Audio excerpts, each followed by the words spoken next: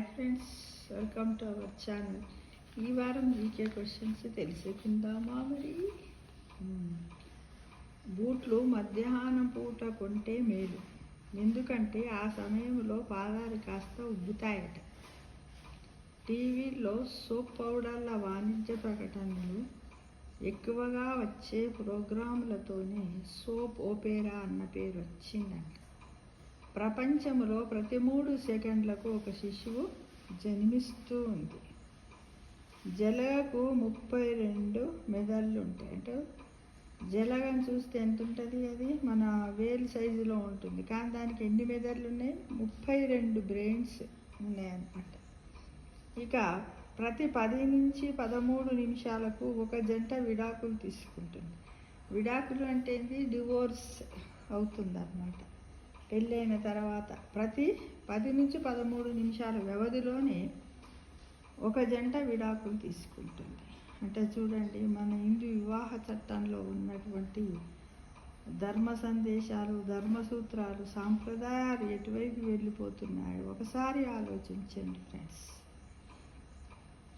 ఒక చెట్టు ఏడాదికి 27 కిలోల కాలుష్య కారకాలను తొలగిస్తుంది. మన ఇంటి ముందు మనం ఒక చెట్టును పెట్టుకున్నట్టయితే మనకు ఫర్ ఎగ్జాంపుల్ ఒక 100 కిలోల కాల్షియం మన ఇంట్లోకి చేరాలని ఉన్న పరిస్థితులు ఉన్న చోట మనం నివసించినట్టయితే ఆ చెట్టు 25 కిలోల కాల్షియాన్ని మన ఇంట్లోకి రాకుండా ఆపుతుంది మరియు తొలగిస్తుంది అన్నమాట.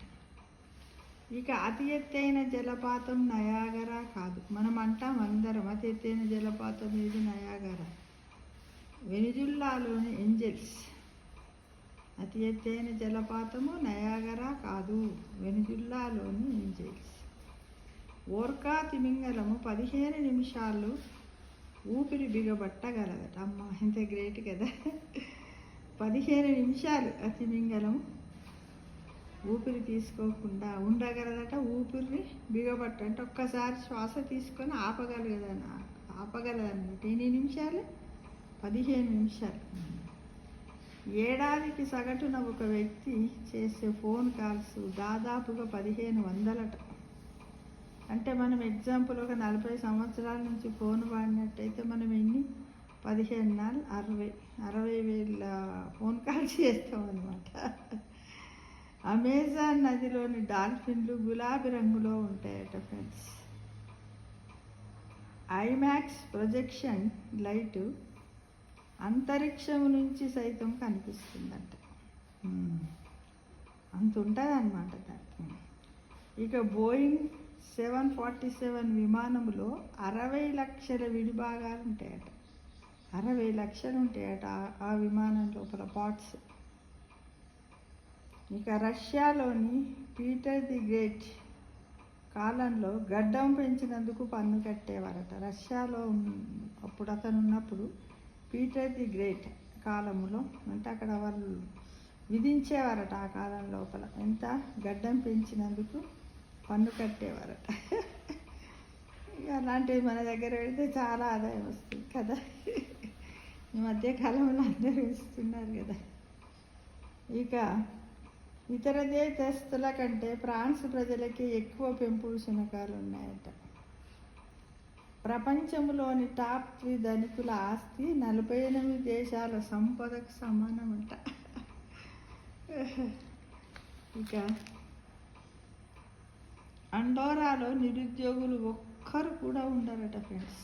అక్కడ నిరుద్యోగులు అన్న మాటనే లేదట. ప్రతి ఒక్కరు ఏదో ఒక ఉపాధితో అందరూ సంపాదనా పరులుగానే ఉంటారట ఫ్రెండ్స్.